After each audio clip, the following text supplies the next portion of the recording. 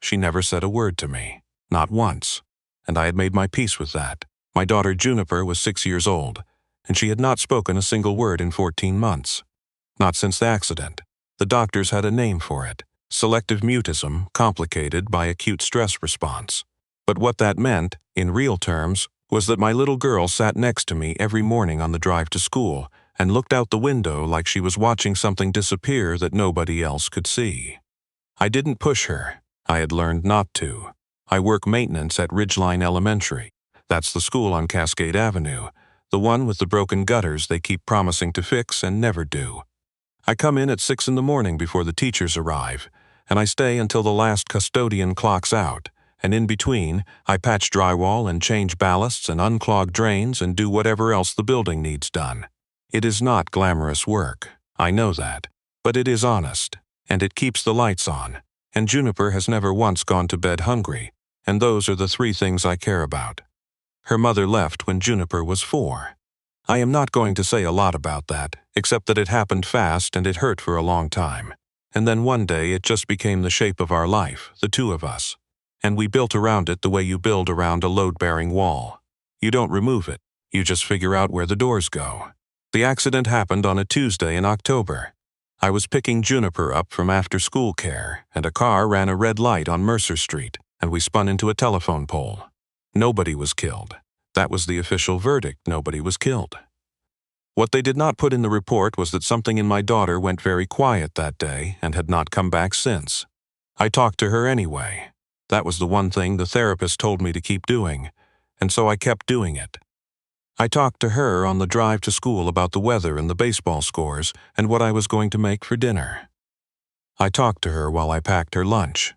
I talked to her at bedtime, even when she turned toward the wall. Even when I could not tell if she was listening. Even when the silence felt like a room I was never going to find my way out of, she was listening. I know that now. The thing that started all of this happened on a Wednesday in March, which I remember because I had just finished replacing a busted pipe in the boys' bathroom, and I smelled like copper and sealant, and I was not in the mood for anything. I was walking across the parking lot to my truck when I noticed a woman standing outside the front gate looking at her phone, like it had personally betrayed her. She was dressed the way people dress when they have money and are trying not to make it obvious, which always has the opposite effect. Dark coat, good shoes, hair that looked effortless in the way that only expensive things look effortless. She was maybe 38, 40. There was a little boy standing beside her holding her hand and staring at the ground. The boy was what I noticed first. He was maybe 7 or 8, and he had the particular stillness of a child who has learned to make himself small. I know that stillness. I had been watching it in my own daughter for 14 months. The gate was locked because it was after hours, and she was clearly looking for someone to let her in. I almost kept walking. I was tired and I smelled like a hardware store, and I had to pick up Juniper from my neighbor Dolores's house by 5:30. But the boy looked up when I got close, and he had these very calm, very serious gray eyes, and he looked at me the way Juniper sometimes looks at me, like he was deciding something. I stopped. "The main office is locked up," I said. "You need something from inside?" She looked up from her phone. She had the practiced look of someone who was used to being helped and was also used to being approached by people who wanted something from her. And for just a second I could see her running through the calculation. I must have passed whatever test that was, because she relaxed. "My son starts here Monday," she said. "I just wanted to see the playground before then. I know it's late." I looked at the boy. He had gone back to looking at the ground. "What's his name?" I asked. She glanced at him. "Fletcher." I crouched down. I don't know why I did it. It was an instinct, the same instinct that made me keep talking to Juniper even when she didn't answer. I crouched down so I was at eye level with Fletcher, and I said, "Hey, I'm Gus, I work here. You starting Monday?" He didn't say anything. He also didn't look away, which was something. "The playground's got a good swing set," I said. "Second one from the left goes the highest. That's the one you want." Nothing. But his grip on his mother's hand loosened just slightly, just a fraction. I don't think she noticed. I did. I stood up and unlocked the gate with my keycard and held it open.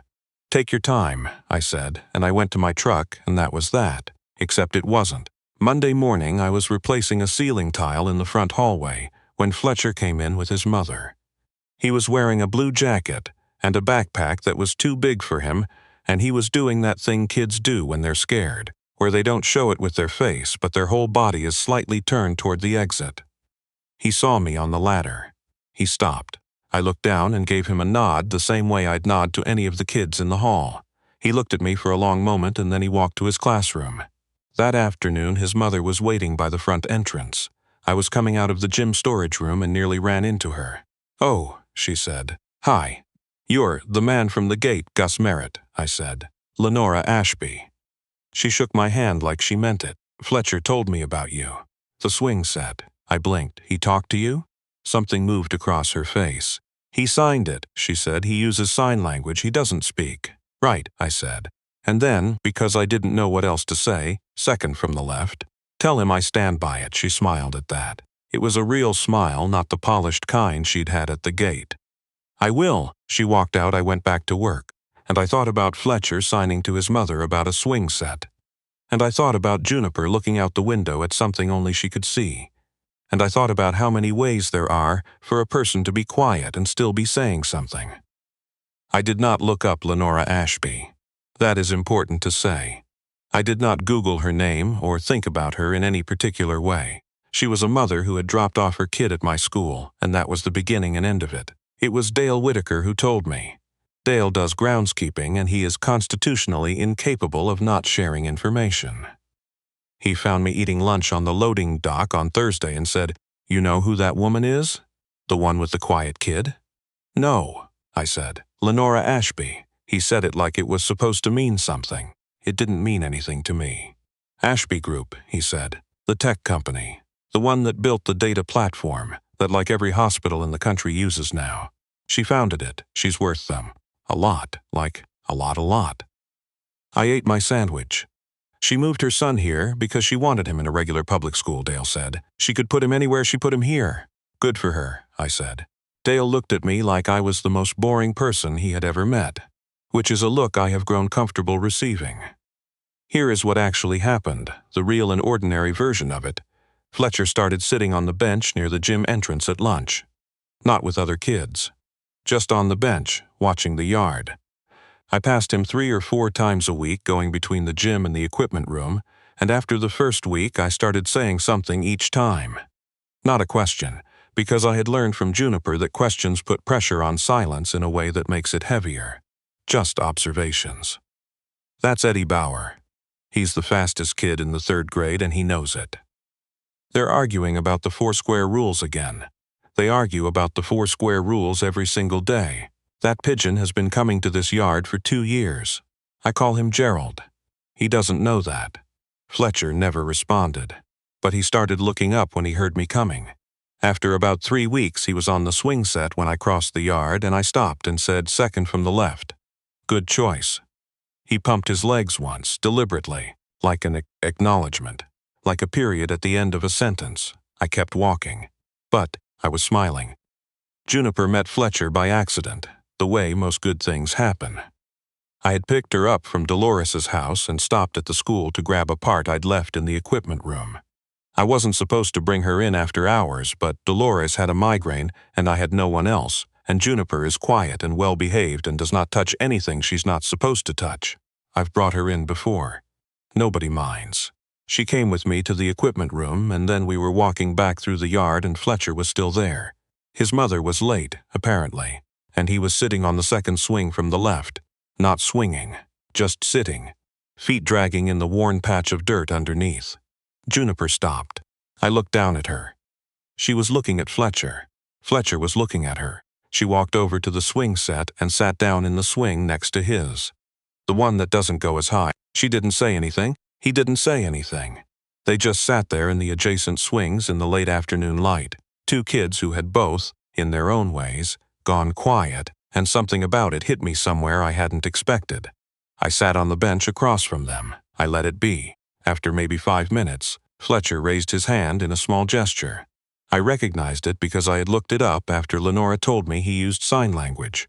I had learned maybe 15 or 20 signs by then, nothing fluent, just enough to not be useless. The sign he made was for dog. He was pointing at something behind me. I turned around. Gerald the pigeon was strutting along the fence line. "That's a pigeon," I said, and my tone must have been funny because Fletcher's mouth did something that wasn't quite a smile but was close. And Juniper, my daughter who had not made a sound in 14 months, made a small exhale through her nose that I recognized after a moment as a laugh. I sat very still. I didn't look at her. I had learned that too. You don't turn toward the sound, you don't make it significant, you just let it exist. Lenora arrived 10 minutes later and saw her son on the swings next to a little girl, both of them watching a pigeon on a fence, while a man in work clothes sat on a bench grinning at nothing. I don't know what she made of it. She said thank you for staying with him. I said it was nothing, which was the truth and also not the truth at all. She started arriving early to pick him up. I don't know when I noticed. You don't notice these things as they're happening. You notice them after, when you're doing the dishes or driving to the hardware store, and you realize that a thing has been going on longer than you registered. She would come about 20 minutes before the bell and stand near the front entrance, and I would be doing whatever I was doing in the vicinities of the front entrance. And sometimes we talked and sometimes we didn't. She asked me how long I had worked at Ridgeline. I asked her what Fletcher's school had been like before. She told me he had been at a private school that meant well and got most things wrong. I told her about the accident and Juniper's silence, and she listened without interrupting, which is rarer than it should be. She told me about her husband. He had died 3 years ago, heart attack, 42 years old, which she said in the flat tone of someone who has recited a fact so many times it no longer sounds like grief, even though it is. She said Fletcher had not been the same since. I told her I understood. In the way you say I understand, when what you mean is I have my own version of this, and the specifics don't match but the shape does. One afternoon in May, she said, I want to ask you something and I need you to know it is not. I'm not doing this to be strange. I just think it's true. Okay, I said, Fletcher hasn't warmed up to anyone since Patrick died. Not therapists, not his teachers at his old school, not my brother, not anyone. He engages with you. I didn't say anything. Juniper laughed, she said. At the pigeon. You told me later. She hadn't laughed in over a year. She didn't, I said. She exhaled, Gus. Yeah, okay. She laughed. Lenora looked at me steadily. I don't know what that means yet. I'm not saying it means anything in particular. I just wanted to say it out loud to someone. I looked at the fence where Gerald the pigeon was doing his daily circuit. It means the kids are okay, I said. I think that's what it means. She nodded, slowly. I think so too. I'm going to tell you about the gala because it's the part that sounds the least believable, and I want to tell it correctly. The Ridgeline Elementary Spring Benefit is not a small event. It is the biggest fundraiser the school does all year, held at the Holbrook Event Center downtown, and it raises enough money to keep 4 paraprofessional staff employed for the whole following year. I know this because I have helped set up and break down that event for the past 6 years. I know where every extension cord goes. I know which microphone the DJ always breaks. I know that the caterer runs out of the salmon by 8:30. I was there working, is the point. Not as a guest, as the guy who shows up at 4 in the afternoon to run power to the photo booth and disappears before dessert. That is the context. I want to be clear about the context. Lenora was there as a guest. She was a donor. Of course she was a donor. She was wearing something dark green and she had her hair up and she looked completely in her element in a way that I did not, standing near the breaker panel in my Ridgeline Elementary polo shirt. She saw me. She came over. I didn't know you'd be here, she said. Every year, I said. I do the power setup. She looked at me for a second and then said, Have you eaten? I'll eat when I get home. Gus. She said my name the same way she had said it the day she told me. Juniper laughed. Like a gentle correction. Come eat something. You've been here since 4? I can't eat the donor food. I am a donor, she said, and I am inviting you. I ate the donor food. The salmon was already gone, which I had predicted, but the roasted vegetables were good and there was bread that was better than any bread has a right to be at a school fundraiser. We were standing near the edge of the room, a little apart from the tables, and she said, I want to tell you something, and I need you to just hear it, not respond to it, just hear it. All right, I said.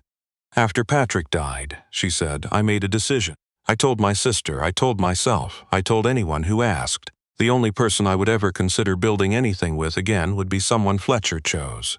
Not someone I chose, someone he chose. Because he knows things, he has always known things. Even before he stopped talking, he could read a room in a way most adults can't. I looked at my plate. I know how that sounds, she said. It sounds like I'm putting an impossible weight on a 7-year-old. I know. But it wasn't about making him responsible for my choices. It was about knowing that if he trusted someone enough to open up, even a little, that person would be someone worth trusting, because Fletcher doesn't get it wrong. I was very quiet. He has never, in 3 years, initiated contact with another adult, she said. He answers when spoken to. He cooperates. But he never initiates. He never seeks someone out. I thought about Fletcher pointing at Gerald the pigeon, the small, deliberate gesture. Dog. He brought your name up on his own, Lenora said. Signed it, at dinner out of nowhere. He signed G and tapped his chest and then signed friend. I put down my fork. He signed you as a friend, she said. He doesn't have a sign for your name yet, so he used the letter. But it was you. I knew it was you. The room was loud around us, and I was standing in a Ridgeline Elementary polo shirt next to one of the most quietly powerful women I had ever been near, and I did not know what to say. So I said what was true. Lenora, I fix ceiling tiles for a living. I know what you do, she said. I drive a 12-year-old truck, I know. I have a daughter who didn't talk for 14 months. Didn't, she said. What? You said didn't. She looked at me carefully. Past tense. I stopped. She was right. I had said didn't. I thought about that night 2 weeks before, when Juniper had been in the bath and I was sitting outside the door the way I always did, talking about nothing, about school and the pigeon, and the way the cafeteria always smells like Tuesday, even on other days, and she had said, clear and small and completely matter-of-fact, Gerald doesn't know his name. I had not told anyone. I had held it the way you hold a cracked egg, carefully, not wanting to break the spell. She said something, I said. 2 weeks ago. Just one sentence. But she said it. Lenora looked at me for a long moment. What did she say? She asked. She said Gerald doesn't know his name. My voice came out rougher than I meant it to. About the pigeon. She's been watching him. She was quiet for a moment, and then she said, she's been watching a lot of things. I went home that night and sat in my truck in the driveway for a while. I did not flatter myself that I understood what was happening. I am a practical person. I solve concrete problems. Something is broken. You find the break. You fix it. Whatever was happening between the four of us. Lenora, Fletcher, Juniper, me. It did not have a clear break point, and it did not have a repair manual. But I knew this. My daughter had spoken. And I knew this. A boy who had not reached for another adult in 3 years had signed my name at his dinner table and called me a friend. I didn't need to understand the whole thing. I just needed to know if I was willing to walk toward it. I went inside. Juniper was asleep. I sat on the edge of her bed in the dark and listened to her breathe, and I thought about the swing set and the pigeon and the way the afternoon light had looked coming through the chain-link fence, and I thought about how every good thing that has ever happened to me has arrived sideways, from an angle I wasn't watching. I said, out loud, to no one, okay. She did not answer, but she shifted in her sleep and put her hand out, flat on the blanket, and I put mine next to it, not touching, just close the way you put a candle near a window on a dark night, not to light the whole road, just the next few feet. I am going to skip over the next several months because they were slow and quiet and full of the kinds of moments that don't make for a clean story but make for a real life. Fletcher started signing full sentences to me. I learned enough ASL to keep up badly, and I was honest with him about how badly I was keeping up. And he found this very funny in the deadpan way he found most things funny. He taught me the sign for pigeon and insisted it was different from the sign for bird, in a way that I couldn't really see but deferred to. He started sitting with Juniper at lunch on Tuesdays, which was the day I ate in the cafeteria rather than the loading dock. Juniper started talking again, slowly, selectively on her own timeline, in the way that things grow back. Not all at once, but incrementally, one green shoot and then another. She talked to me first, and then to Dolores, and then to her teacher, and then one Tuesday in October, exactly 2 years after the accident. Though I did not realize this until later, she said something to Fletcher across the lunch table and he looked at her and signed something back, and she nodded, satisfied, like a deal had been made. I did not ask what they said. Some things you leave alone. Lenora and I had dinner for the first time in September. Just dinner. A restaurant downtown. Nothing dramatic. I wore the good flannel, which is the nicest thing I own, and she wore jeans and a sweater. And we were both slightly awkward in the way you are when something that has been building for months is finally being acknowledged. She told me about building the company from a server room in her garage in Tempe, Arizona. I told her about being 24 and learning drywall from a man named Hutchins who communicated entirely in grunts and pointing, and somehow conveyed more information than most people do with full sentences. She laughed until she had to put down her water glass. I did not try to be something I wasn't. I am not sure I am capable of that. She did not seem to want me to be. At the end of the night, standing on the sidewalk outside the restaurant in the October cold, she said, "I want to be honest with you about something, okay?" I said. "I am not an easy person to be around, long term. I know what people say when they find out about the company, and I know what they expect, and then I know what happens when the reality is just two kids who need a lot, and a woman who works too much and takes her coffee black and cannot watch scary movies and cries at car commercials." I looked at her. "I'm telling you the boring version," she said. "On purpose. I work maintenance at an elementary school," I said. "My exciting stories are about drain clogs." She laughed. "Lenora," I said, "I already know the boring version. We've been doing the boring version for 8 months. I'm here for the boring version." She looked at me in a way that took a moment to land, and then she nodded slowly, like something had been settled, like a door that had been slightly ajar had finally been allowed to open. The moment I want to tell you about, the one I actually started this whole story meaning to tell, happened on a Saturday in November. We were all at Harlow Park, the 4 of us. This was not a planned thing. Lenora and I had gotten to the point where things were no longer planned so much as they just happened, which is the truest sign of anything becoming real. Fletcher and Juniper ran ahead to the playground, and Lenora and I walked behind them on the paved path and talked about nothing in particular, and it was cold enough that our breath showed, and the leaves were doing the November thing they do in the Pacific Northwest, which is to go gold and then copper and then pile up everywhere in a way that is beautiful for exactly 1 week, and then just wet. Fletcher reached the playground first. He went straight for the swings, naturally, and he picked one, and then he looked back over his shoulder. He was looking at me. Not at his mother, at me. He pointed to the swing next to him. One deliberate point. I looked at Lenora. She was watching him with the expression she had when she was very carefully not having an expression. I walked over to the swings and sat in the one Fletcher had pointed to. He looked at me for a moment. Then he signed something, slowly enough that I could read it. It took me a second, and then I got it. He signed, "Stay," just that, one word. Juniper climbed onto the swing on his other side and looked at both of us and then looked back at her mother, who had stopped on the path and had one hand over her mouth.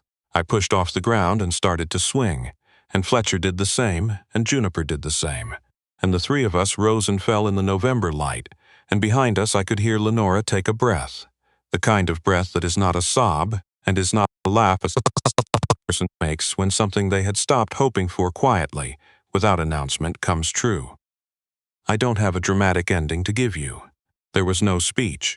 Nobody said the thing that gets said in movies. We just swung for a while in the cold, the 3 of us, and Juniper started humming something under her breath, a tuneless little sound, but sound, her sound, in the open air. I have spent a long time being the kind of man who keeps things running, pipes and circuits and tile and drywall. You patch the break, you restore the function, you move on to the next thing. What I did not expect was that the thing that needed restoring was me, and that a boy with gray eyes and no words to spare would do it with a single sign. "Stay, I am still here." That is the whole of it.